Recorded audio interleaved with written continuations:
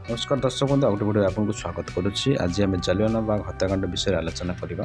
तो जालियानवालाबाग हत्याकांड जहाँ अमृतसर हत्याकांड भाव परिचित बा जनाशुना 13 एप्रिल 1919 दिन घटी हत्याकांड जो थी कि कलोनाल रेगिनाल्ड डायर नेतृत्व में ब्रिटिश भारतीय सेना अमृतसर पंजाब जालियानवालाबाग ठारे एकत्रित होइथिबा भारतीय को ऊपर को गुड़ी चलाई यही बेसामरिक भारतीय माने दुई जातीय नेता सत्यपाल और सेपुद्दीन किचलू गिरफ और देशांतरीकरण प्रतिवाद रे एकत्रित होइथिले।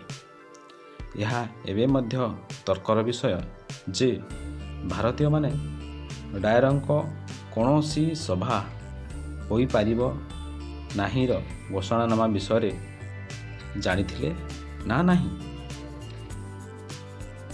मात्र राजाराम मतरे भारतीय माने स्व इच्छा एकत्रित होते जहाँ भारतीय जातीयतावाद प्रारंभ थिला।